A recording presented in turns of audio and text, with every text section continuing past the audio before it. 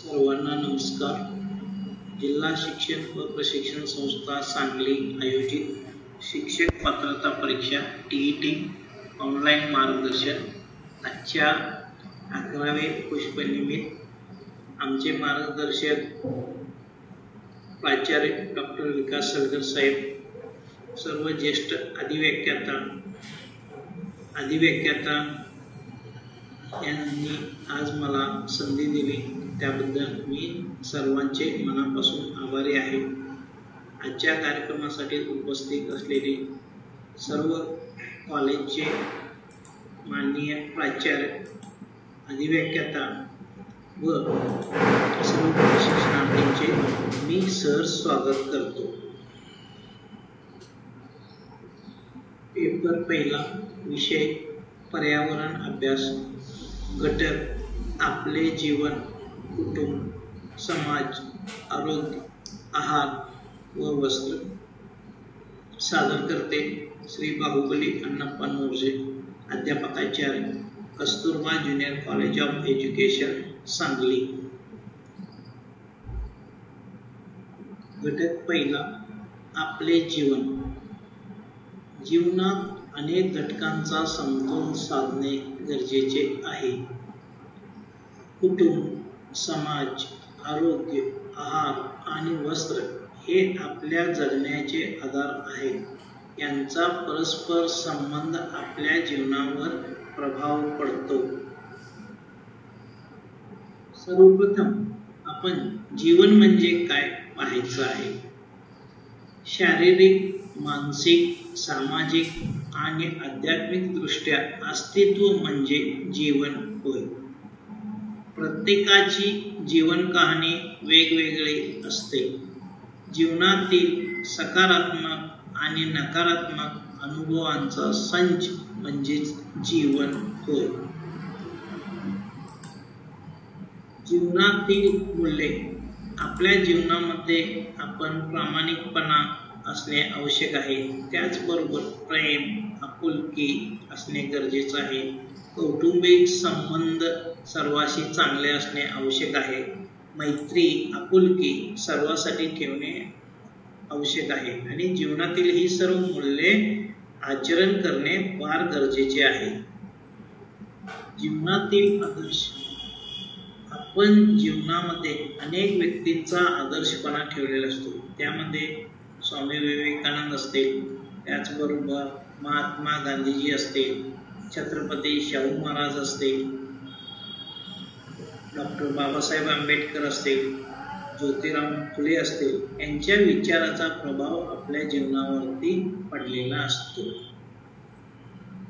जीवनाचे महत्त्व, आपण निश्चित केलेली ध्येय साध्य करणे जीवनामध्ये आवश्यक आहे। बऱ्याच वेळा आपण ज्या काही कृती करतो, त्या कृती करत असताना त्या कृतींचा परिणाम देखील जाणून घेणे आवश्यक आहे। नेहमी जीवन जगत असताना आपण नेहमी सकारात्मक विचारांची ताकदच आपल्याला कृती करायला भाग पाडते। जीवनातील आव्हाने, आपण जन्मापासून मरेपर्यंत अनेक जीवनातील आव्हानांना आपण सामोरे गेलेले आहोत। आजारपण सर्वप्रथम आहे।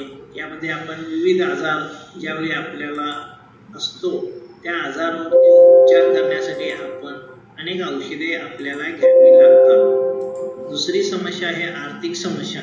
जीवन जगत असताना आर्थिक म्हणजे पैसा हा महत्त्वाचा अविभाज्य घटक आहे। यामध्ये आपण मिळवत असलेले उत्पन्न व खर्च यांचा जीवनामध्ये ताळमेळ घालणे आवश्यक आहे। तिसरा मुद्दा आहे नातेसंबंधातील तणाव। बऱ्याच वेळी आपण कुटुंब असेल, पाहुणे असतील, यामध्ये काही वेळा गैरसमज असतात, वाद असतात, मीपणा असतो। या सगळ्या याच्यामुळे नातेसंबंधामध्ये बऱ्याच वेळी तणाव राहतो आणि या सर्वांवरती उपाययोजनामध्ये नेहमी आपण संयम ठेवलं पाहिजे, साहस राहिलं पाहिजे आणि सर्वांशी चांगले सुसंवाद ठेवणे आवश्यक आहे। नेहमी आपण आनंदी आणि आरोग्यदायी जीवनासाठी काही टिप्स आहेत। नेहमी समतोल आहार म्हणजे योग्य आहार घेणे आवश्यक आहे. त्याचबरोबर दररोज किंवा नियमित आपण व्यायाम करणे, यामध्ये योगा असेल, मेडिटेशन असेल करणे आवश्यक आहे. आपला विविध छंद जो आहे तो छंद जोपासणे, छंद म्हणजे आवडीचे काम, नेहमी आपण त्याला प्रथम प्राधान्य देणे आवश्यक आहे. सोशल कनेक्शन्स, आपण समाजात नेहमी मिसळून राहणे आवश्यक आहे, कारण मनुष्य हा सामाजिक प्राणी आहे. आणि मानसिक स्वास्थ्याची काळजी घेण्यासाठी आपण नेहमी देवपूजा आणि ध्यान करणे देखील आवश्यक आहे. चांगल्या जीवनासाठी आपण जीवन एक सुंदर प्रवास आहे. आपण नेहमी सकारात्मक दृष्टिकोन ठेवावे, चांगली मूल्ये आणि सवयी अंगीकार करावे व चांगले जीवन जगावे. आपले जीवन या घटकातील काही महत्त्वाचे प्रश्न पहिला, मानवाच्या आयुष्यात सर्वात महत्त्वाचे काय आहे? पहिला पर्याय संपत्ती, दुसरा पर्याय आरोग्य, तिसरा आहे पर्याय मान, चौथा आहे कीर्ती. याचं अचूक उत्तर आहे आरोग्य. मानवाच्या आयुष्यात सर्वात महत्त्वाचे आरोग्य आहे. प्रश्न दुसरा, जीवन यशस्वी होण्यासाठी सर्वात महत्त्वाचे घटक कोणते? पर्याय पहिला शिक्षण, दुसरा पैसा, तिसरा प्रामाणिकपणा आणि चौथा वरील सर्व. याचं अचूक उत्तर आहे वरील सर्व. म्हणजे जीवन यशस्वी होण्यासाठी सर्वात महत्त्वाचे घटक शिक्षण, पैसा आणि प्रामाणिकपणा आहे. म्हणजे जीवनामध्ये आपल्याला शिक्षणही हवं, पैसाही हवा आणि प्रामाणिकपणा देखील असणे आवश्यक आहे. प्रश्न तिसरा, दैनंदिन जीवनात कोणता छंद आरोग्यासाठी फायदेशीर आहे? पर्याय पहिला धूम्रपान करणे, दुसरा पर्याय योगा आणि व्यायाम, तिसरा पर्याय जास्त वेळ टीव्ही पाहणे, चौथा पर्याय खूप दंगदसाईत बसणे. याचं अचूक उत्तर आहे ब योगा आणि व्यायाम. म्हणजे दैनंदिन जीवनात योगा आणि व्यायाम हा छंद आरोग्यासाठी फायदेशीर आहे. प्रश्न चौथा, पाणी बचत करण्यासाठी योग्य मार्ग कोणता? पहिला पर्याय आहे नळ सतत उघडा ठेवणे, दुसरा पर्याय पाणी काळजीपूर्वक वापरणे, तिसरा पर्याय वेळेची काळजी न घेणे, चौथा पर्याय पाणी सांडू देणे. याचं अचूक उत्तर आहे पाणी काळजीपूर्वक वापरणे. म्हणजे पाणी बचत करण्यासाठी योग्य मार्ग पाणी काळजीपूर्वक वापरणे आवश्यक आहे. घटक दुसरा, कुटुंब.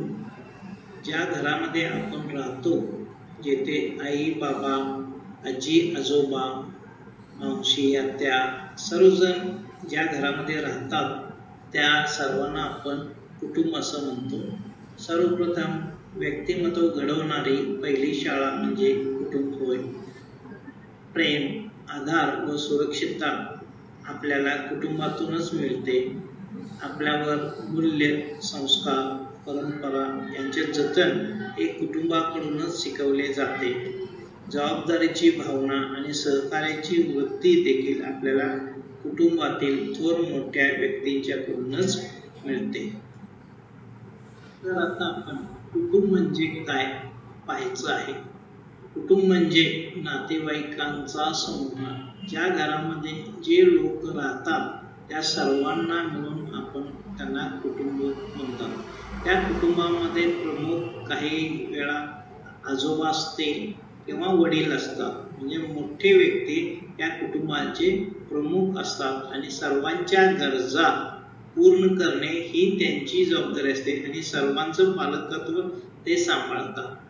सामान्यतः एकत्र राहणारे लोक म्हणजे आपण कुटुंब म्हणतो.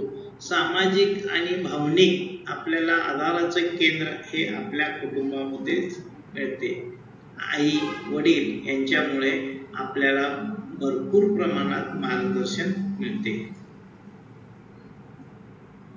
कुटुंबाचे प्रकार. प्रामुख्याने कुटुंबाचे 4 प्रकार आहेत. पहिला प्रकार आहे एकत्र कुटुंब. यामध्ये मोठे कुटुंब असतं आणि जास्त लोक एकत्र राहतात.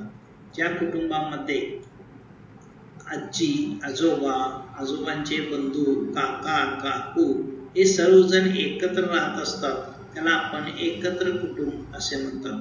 अजून काही खेडेगावामध्ये एकत्र कुटुंब पद्धत ही आहे. दुसरा प्रकार आहे विभक्त कुटुंब, जिथे वेगळे राहणे किंवा लहान कुटुंब असं म्हणतात. त्यामध्ये आपण शहरात नोकरीसाठी घर सोडून बाहेर जाऊन राहतो. त्यामध्ये आई वडील आणि आपली मुलं एवढे छोटेसे असतात, किंवा आपण काकापासून वेगळं काका बाजूला राहतात आणि आपण एका बाजूला राहतो, त्याला आपण विभक्त कुटुंब असं म्हटलं जातं. त्याचबरोबर तिसरा प्रकार आहे एक विवाहित कुटुंब. यामध्ये ज्यांचा एकच विवाह असतो आणि एकच कुटुंब असतं, त्याला एक विवाहित कुटुंब म्हणतात. काही वेळा समाजामध्ये एका व्यक्तीचं एकापेक्षा जास्त विवाह झालेले असतात, त्याला बहुविवाहित कुटुंब असं म्हणतात. आणि काही वेळा त्याचे 2-2 कुटुंब असतात. या प्रकारे आज आपण कुटुंबाचे प्रकार 4 पाहिले. कुटुंबाचे महत्त्व. कुटुंब हा समाजाचा पाया आहे. आपल्या मुलांना चांगले संस्कार देणारे अंगण म्हणजे कुटुंब होय. आपल्याला प्रेम व सहकार्याचे स्थान हे कुटुंबामुळेच मिळते. तसेच आपल्याला मानसिक आणि सामाजिक आधार हे कुटुंबामुळे मिळते. कुटुंबातील थोर मोठ्या व्यक्तींच्या सहकार्य आणि मार्गदर्शनामुळेच आपली प्रगती होऊ शकते. कुटुंबातील भूमिका. कुटुंबामध्ये अनेक व्यक्ती आपण एकत्र राहत असतो. त्यामध्ये आई बाबा, मुलगा मुलगी, बंधू भगिनी यांची भूमिका ही महत्त्वाची असते. घरामध्ये आई गृहिणी म्हणून काम करत असते, काही वेळा ती नोकरी देखील करत असते. बाबा देखील नोकरी करत असतात किंवा आपला व्यवसाय सांभाळत असतात. मुलगा आणि मुलगी लहान जर असतील ते नेहमी शिक्षण घेत असतात. आणि बंधू आणि भगिनी, काही बंधू भगिनी आपल्याला आपल्या कामामध्ये मदत करत असतात. म्हणजे प्रत्येकाची भूमिका ही कुटुंबातील महत्त्वाची असते. कुटुंबातील जबाबदाऱ्या ह्या घरातील सर्वांनी आपण वाटून घेतलेला असतो आणि आपापल्या जबाबदाऱ्या आपण प्रत्येक जण पार पाडत असतो. तसेच नातेवाईकामधील योग्य सुसंवाद देखील कुटुंबातले व्यक्ती साधत असतात, जेणेकरून नातेवाईकांचा स्नेह आपल्याशी नेहमी राहतो. कुटुंबातील समस्या आणि उपाय. बऱ्याच वेळी कुटुंब म्हटलं तर अनेक व्यक्ती आले. अनेक व्यक्तींचा प्रत्येकांचा स्वभाव वेगळा असतो, प्रत्येकाची विचारसरणी ही वेगवेगळी असते. त्यामुळे बऱ्याच वेळी कुटुंबामध्ये अनेक समस्या देखील निर्माण होत असतात. सर्वप्रथम संवादाचा पडसाद कमी होणे. संवादाचा पडसाद कमी होणे म्हणजे बघा, कुटुंबामध्ये योग्य सुसंवाद नसणे, एकमेकांना समजून न घेणे. त्यामुळे घरामध्ये काय होतं, एकमेकांनी भांडणं होणे किंवा एकमेकाशी वाद होणे, या सगळ्या गोष्टी संवादाचा पडसाद कमी असल्यामुळे होऊ शकतो. दुसरा पर्याय आहे ताणतणाव आणि तक्रारी. बघा, आपले काम वाटून दिलेले जे काम असतं ते नियोजित वेळेवर काम आपल्याला करता न येणे आणि एखाद्या कामासाठी आपण नकार देणे, त्यामुळे कुटुंबामध्ये ताणतणाव आणि तक्रारी नेहमी वाढत असतात.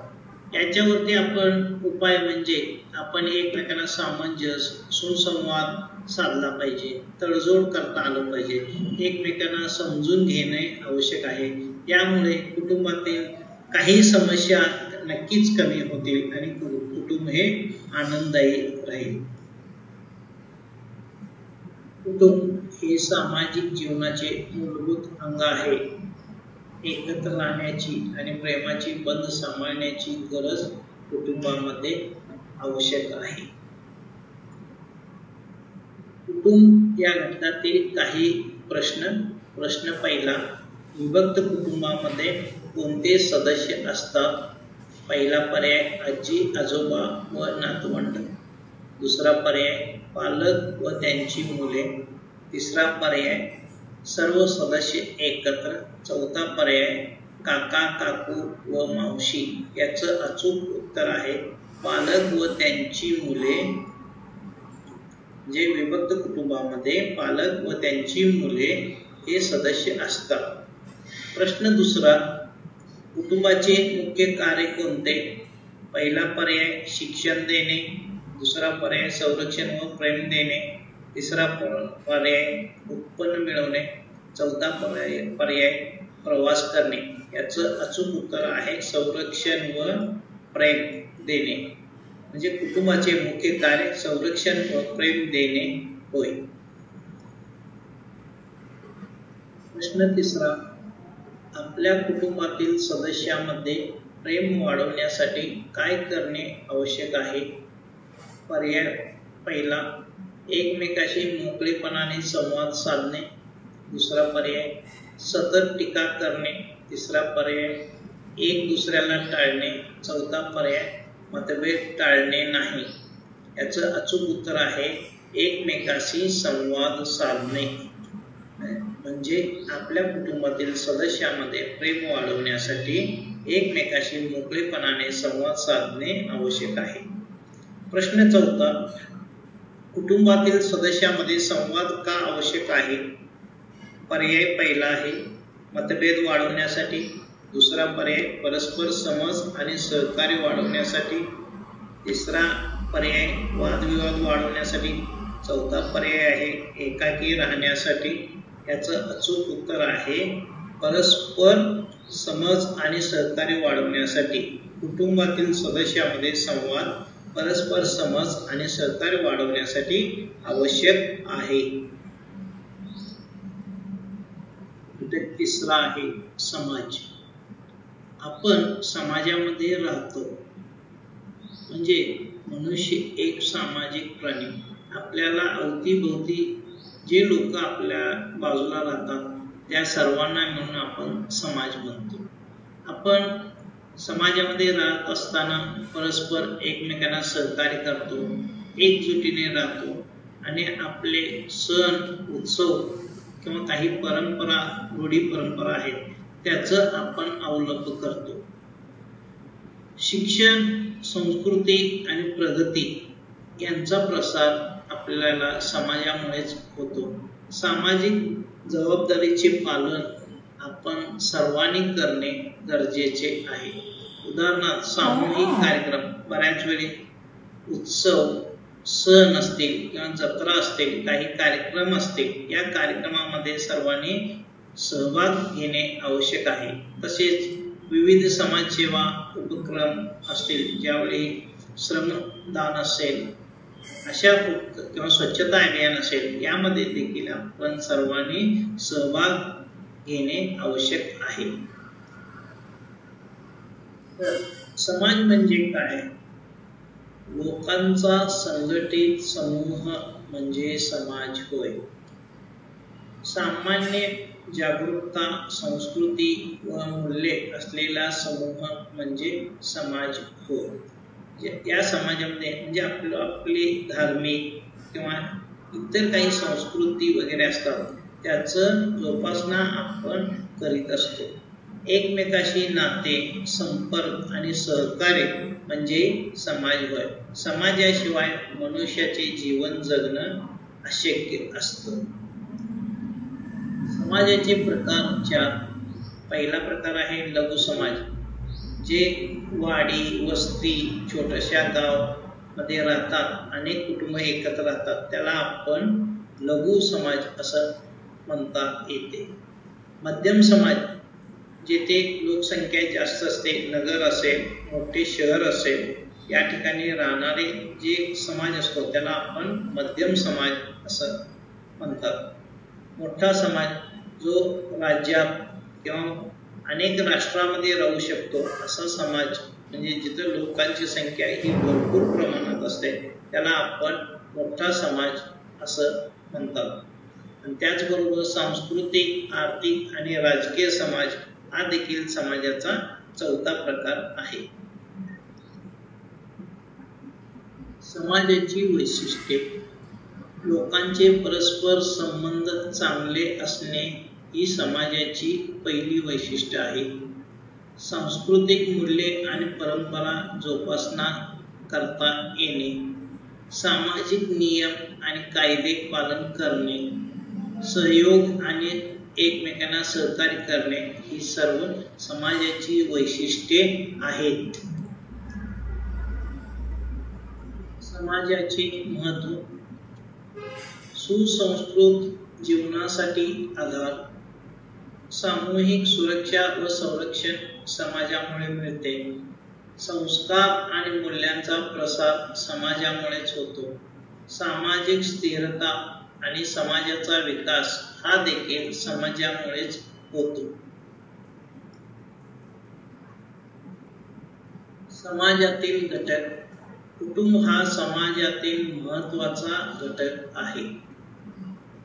समाज संस्था यामध्ये शाळा, मंदिर, ग्रामपंचायत किंवा संघटना असते, ह्या देखील समाजाच्या संस्था महत्त्वाच्या आहेत.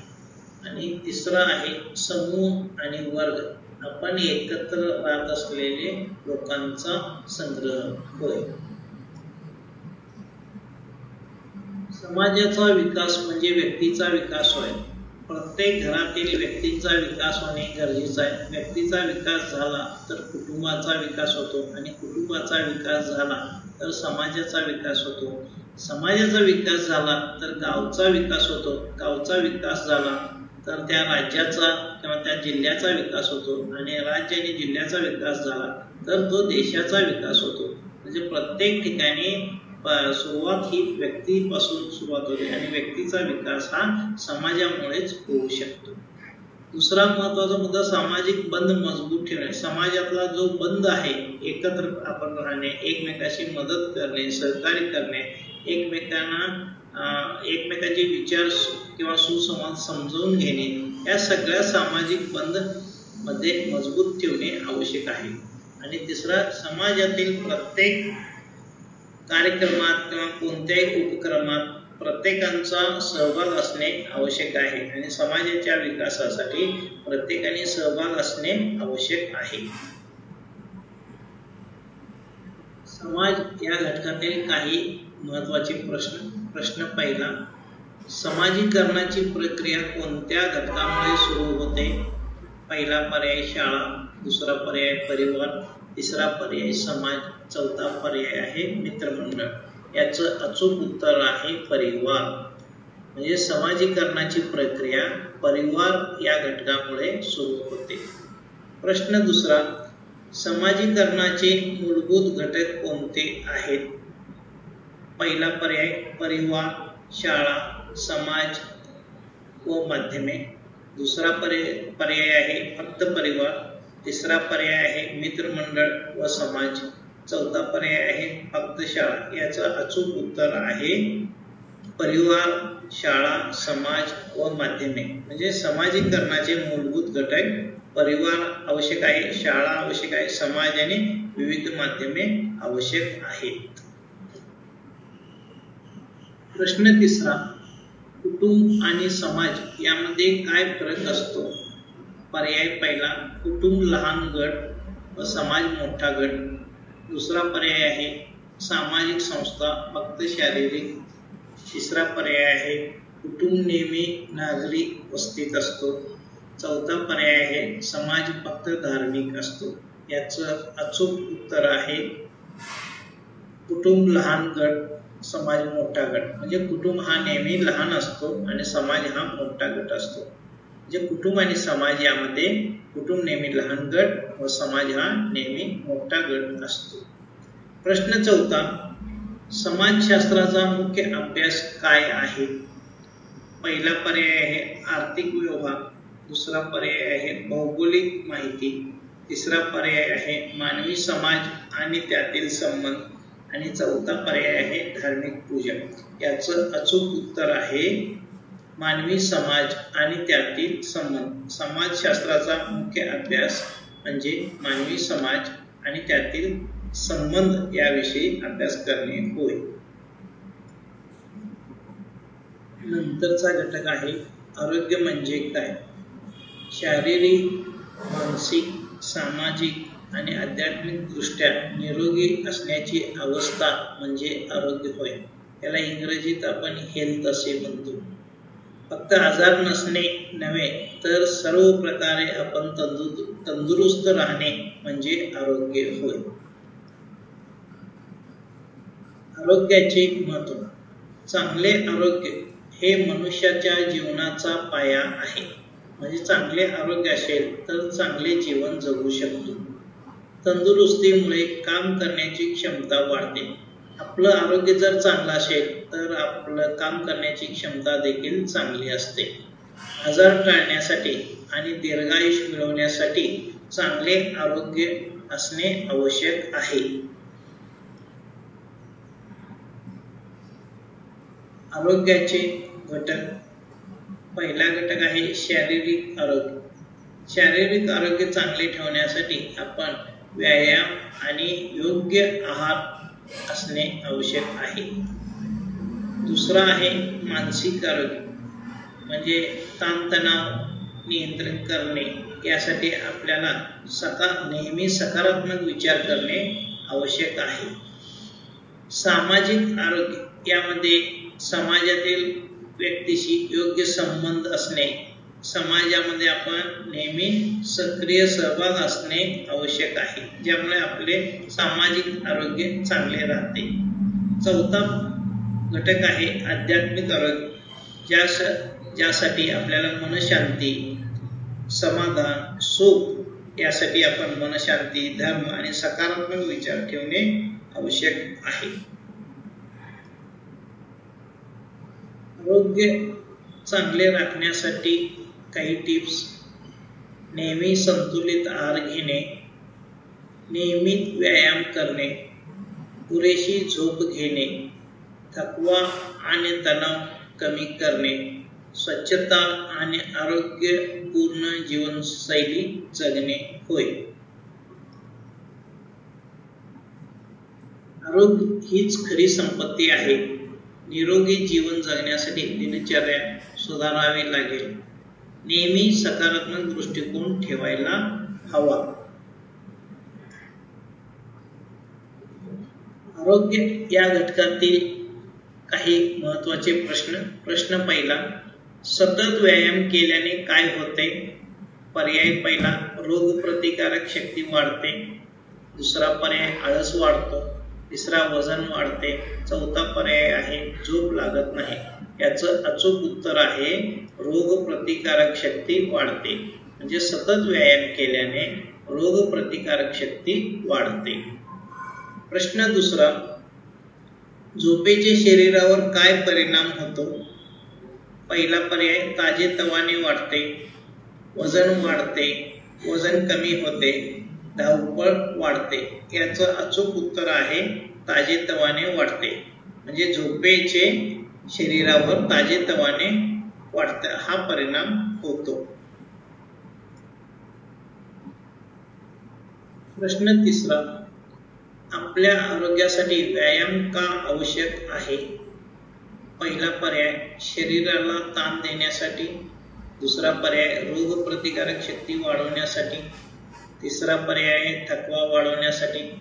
चौथा आहे, वेळ वाया घालवण्यासाठी. याचं अचूक उत्तर आहे रोगप्रतिकारक शक्ती वाढवण्यासाठी.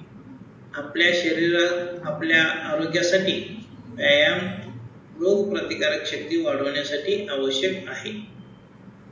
प्रश्न चौथा, दैनंदिन आरोग्यासाठी काय आवश्यक आहे? पहिला पर्याय, पुरेशी झोप आणि पोषक आहार.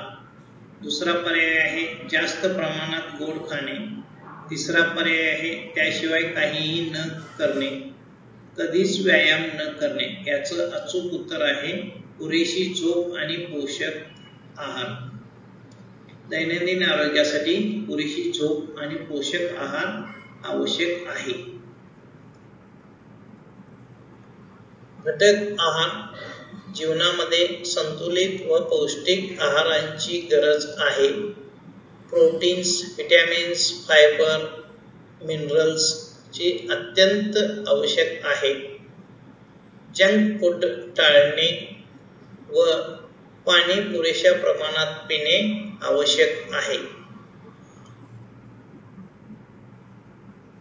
आहार म्हणजे काय? शरीराला आवश्यक पोषण पुरवणारा पदार्थ म्हणजे आहार होय. शरीराच्या ऊर्जा, वाढ आणि रोगप्रतिकारक शक्तीसाठी आहार आवश्यक आहे.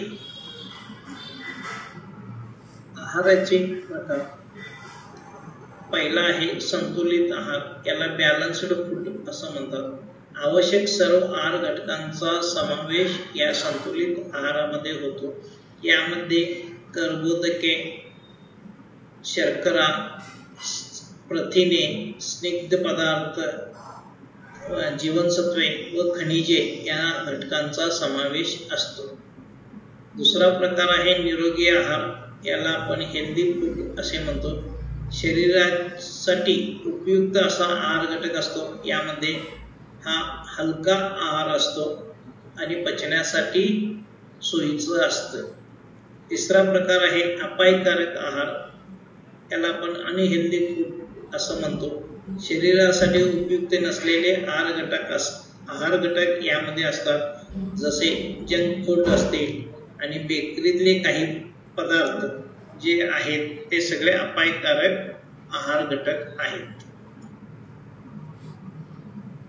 संतुलित आहाराचे घटक. पहिला घटक आहे कर्बोदके, याला कार्बोहायड्रेट्स म्हणतात. कार्बोहायड्रेट्स हे मुख्य ऊर्जाचे स्रोत आहेत. आपल्या शरीराचे काम करण्यासाठी जी ऊर्जा आवश्यक असते त्या ऊर्जाचा पुरवठा हा आपल्याला प्रामुख्याने कर्बोदकेमधून मिळतो. यामध्ये ज्वारी, गहू, नाचणी, भात इत्यादी घटक पदार्थ येतात. दुसरा प्रकार आहे प्रथिने. शरीराची नव्या पेशीची उत्पत्ती करण्यासाठी आपल्याला प्रथिनांची गरज असते. सर्व प्रकारची जी कडधान्ये आहेत यामध्ये मुबलक प्रमाणात प्रथिने असते. तिसरा प्रकार आहे स्निग्ध पदार्थ. आपल्या शरीरातील वंगण म्हणून कार्य करण्यासाठी आपण तेल व तूप या पदार्थाचा वापर करतो. जीवनसत्वे व खनिजे हे दोन्ही पदार्थ आपल्याला फळे व पालेभाज्यातून मिळतात. खनिजे हे आपल्याला मुबलक प्रमाणात आवश्यक आहेत आणि त्याचबरोबर जीवनसत्वे देखील काही अल्प प्रमाणात आपल्याला आवश्यक आहेत. खनिजे आणि जीवनसत्वाचा जर आपल्याला अभाव असेल तर बरेच प्रकारचे आपल्याला आजार होऊ शकतात. आणि शेवटी पाणी जे आहे, आपण संतुलित आहारामध्ये शुद्ध पाणी वापरणे आवश्यक आहे. आहाराचे महत्त्व. शरीराची योग्य वाढ होण्यासाठी आहाराची आवश्यकता आहे. रोगप्रतिकारक शक्ती वाढवण्यासाठी आहार आवश्यक आहे. शरीर तंदुरुस्त राखण्यासाठी आहार आवश्यक आहे. मानसिक स्वास्थ्य सुधारण्यासाठी देखील आपल्याला आहाराची आवश्यकता आहे. आदर्श आहार. विविध प्रकारचे धान्ये, फळे व पालेभाज्या आपण नियमित खाल्ले पाहिजे. ताजे आणि स्वच्छ अन्न नेहमी सेवन करावे. तेलकट, तिखट आणि जास्त साखर असलेले पदार्थ शक्यतो टाळावे. वेळेवर आहार घ्यावे आणि पुरेसे मुबलक प्रमाणात पाणी पिणे आवश्यक आहे. चांगल्या आरोग्यासाठी संतुलित आहार आवश्यक आहे. योग्य आहारामुळे आयुष्यात सुधारणा होईल आणि तसेच विविध आजारापासून आपण मुक्त राहू. आहार या घटकातील काही प्रश्न पहिला, संतुलित आहार म्हणजे काय? पहिला पर्याय, रोज फक्त फळे खाणे. दुसरा पर्याय, सर्व घटकांचा योग्य प्रमाणात असलेला आहार. तिसरा पर्याय, जास्त तूप, तेल खाणे. चौथा पर्याय, केवळ पाणी पिणे. याचं अचूक उत्तर आहे दुसरा, सर्व घटकांचा योग्य प्रमाणात असलेला आहार. संतुलित आहार म्हणजे सर्व घटकांचा योग्य प्रमाणात असलेला आहार होय. प्रश्न दुसरा, लोहमुळे कोणता आजार टाळता येतो? पहिला पर्याय आहे पांडुरोग, याला ॲनेमिया म्हणतात. दुसरा आहे दमा. तिसरा आहे मधुमेह, चौथा आहे टायफॉइड। याचं अचूक उत्तर आहे पांडुरोग, याला ॲनेमिया म्हणतात। लोहमुळे आपण ॲनेमिया हा आजार टाळता येतो। प्रश्न तिसरा, संतुलित आहारात कोणती घटक असणे आवश्यक आहे? पहिला पर्याय फायबर, प्रथिने, जीवनसत्वे आणि खनिजे। दुसरा पर्याय आहे फक्त साखर, तिसरा पर्याय फक्त तेल, चौथा पर्याय फक्त मीठ। याचं अचूक उत्तर आहे पहिला फायबर, प्रथिने, जीवनसत्वे आणि खनिजे। म्हणजे संतुलित आहारात फायबर, प्रथिने, जीवनसत्वे आणि खनिजे हे घटक असणे आवश्यक आहे। प्रश्न चौथा, शरीरातील रोगप्रतिकारक शक्ती वाढवण्यासाठी काय आवश्यक आहे? पहिला पर्याय आहे जंक फूड, दुसरा पर्याय आहे नियमित व्यायाम आणि पोषक आहार, तिसरा पर्याय वेळ निघताना झोप न करणे, चौथा पर्याय फक्त मीठ जास्त खाणे। याचं अचूक उत्तर आहे नियमित व्यायाम आणि पोषक आहार। शरीरातील रोगप्रतिकारक शक्ती वाढवण्यासाठी नियमित व्यायाम आणि पोषक आहार घेणे आवश्यक आहे। वस्त्रे ही आपले व्यक्तिमत्व व संस्कृती दर्शवितात। हवामान, कामाचा प्रकार व प्रसंगानुसार वस्त्रांची निवड करता येते। स्वच्छ, नीटनेटकी व आरामदायक पेहराव असावा। पारंपरिक व आधुनिकतेचा समतोल राखा।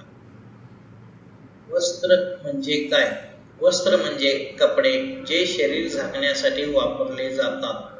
मानवाच्या गरजासाठी आणि सौंदर्यासाठी आवश्यक असणारा घटक म्हणजे वस्त्र होय। वस्त्रांचे प्रकार: पारंपरिक वस्त्र साडी, धोती, लुगडी, पायजमा, शर्ट इत्यादी। आधुनिक वस्त्र shirt, pant, dress, jacket, T shirts. विविध हवामानानुसार व प्रदेशानुसार वस्त्रांचा वापर केला जातो। वस्त्रांचे महत्त्व: शरीराचे रक्षण करणे, उष्णता, थंडी, सूर्यप्रकाशापासून शरीराचे रक्षण वस्त्रामुळे केले जाते। लज्जा आणि सामाजिक ओळख वस्त्रामुळे राखले जाते। व्यक्तीचे सौंदर्य वस्त्रामुळे वाढवले जाते। सांस्कृतिक प्रतीक, विविध वेशभूषा, विविध प्रदेशातील लोक वस्त्रामुळे ओळखले जातात। पारंपरिक वस्त्रांची काही उदाहरणे: विविध प्रदेशामध्ये विविध वस्त्रांचा वापर केला जातो। साडी, धोती, पगडी किंवा टोपी, शाल व लुंगी। वस्त्रकला आणि तंत्रज्ञान: महाराष्ट्रात अनेक प्रकारचे कापड निर्मिती प्रक्रिया केली जाते। यामध्ये विणकाम आणि रंगकाम आहे। महाराष्ट्रातील इचलकरंजी आणि मुंबई या ठिकाणी विविध कापडाचे उत्पादन आणि कापडावरती नक्षीकाम म्हणजे रंगकाम केले जाते। त्याचबरोबर गुजरातमधील सुरत देखील कापड निर्मितीसाठी प्रसिद्ध आहे। नैसर्गिक तंतू यामध्ये कापूस पासून धागा तयार करणे व कापड निर्मिती करणे, त्याचबरोबर रेशीम पासून धागा तयार करून वस्त्र निर्माण करणे हे नैसर्गिक तंतू पासून तयार केले जातात। आणि कृत्रिम तंतू यामध्ये नायलॉन, पॉलिस्टर यापासून टेरिकॉट हे कापड तयार केले जाते। आधुनिक वस्त्र निर्मितीचे विविध प्रकार हे कापड उद्योगामध्ये सुरू आहेत। वस्त्र म्हणजे जीवनातील गरज आणि सांस्कृतिक ओळख आहे। वस्त्रांच्या विविधतेतून मानव संस्कृतीचे प्रतिबिंब दिसते। वस्त्र या घटकातील काही प्रश्न पहिला, मेंढीच्या केसापासून कोणता वस्त्र तयार केला जातो? पर्याय पहिला सुती कापड, दुसरा पर्याय लोकर, तिसरा पर्याय आहे रेशीम, चौथा पर्याय आहे नायलॉन। याचं अचूक उत्तर आहे लोकर। मेंढीच्या केसापासून लोकर वस्त्र तयार केला जातो। प्रश्न दुसरा, जुने कपडे घेऊन भांडी कोण देतो? यामध्ये पहिला पर्याय आहे कासा, दुसरा पर्याय आहे बोहारी, तिसरा आहे कलईवाला आणि चौथा आहे धोबी। याचं अचूक उत्तर आहे बोहारी। जुने कपडे घेऊन भांडी बोहारी देतो। प्रश्न तिसरा, आपण कोणत्या वस्त्राचा वापर उन्हाळ्यात करावा? पहिला पर्याय जाड आणि काळा, दुसरा पर्याय सुती आणि हलका रंगाचा, तिसरा आहे वजनदार आणि रेशमी, चौथा आहे प्लास्टिकचे कपडे। याचे अचूक उत्तर आहे सुती आणि हलका रंगाचा। आपण सुती आणि हलका रंगाचा वस्त्रांचा वापर उन्हाळ्यात करावा। प्रश्न चौथा, ग्रीष्म ऋतूत आपण कोणत्या रंगाचा कपडा परिधान करावा? ग्रीष्म ऋतू म्हणजे उन्हाळा। पहिला पर्याय आहे काळा, दुसरा आहे पांढरा, तिसरा आहे लाल आणि चौथा आहे निळा। याचं अचूक उत्तर आहे पांढरा। आपण ग्रीष्म ऋतूत पांढऱ्या रंगाचा कपडा परिधान करावा, कारण पांढरा रंग हा प्रकाशाचा परावर्तित होतो, त्यामुळे उन्हाळ्यामध्ये गरम कमी होते। निष्कर्ष, कुटुंब, समाज, आरोग्य, आहार व वस्त्र हे जीवनाचे आधारस्तंभ आहेत। यामध्ये आपण समतोल साधल्यास परिपूर्ण आणि समाधानी आयुष्य व जीवन जगता येते। संपन्न जीवन म्हणजे आरोग्य, संस्कार आणि मूल्यांचा संगम होय। संदर्भ सूची,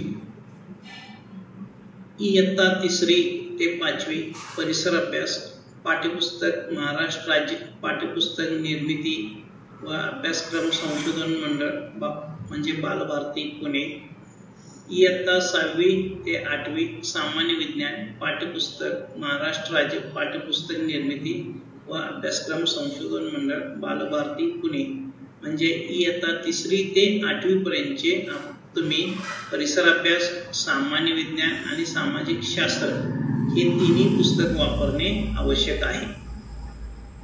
परिसर अभ्यास, अध्ययन अध्यापन शास्त्र DLED 2016 अभ्यासक्रमानुसार सुविचार व फडके प्रकाशन पुणे। शारीरिक शिक्षण 2005 अभ्यासक्रमानुसार DTED फडके प्रकाशन पुणे। TET परीक्षा मागील प्रश्नपत्रिका नमुना इंटरनेट चा वापर। सर्वांना धन्यवाद।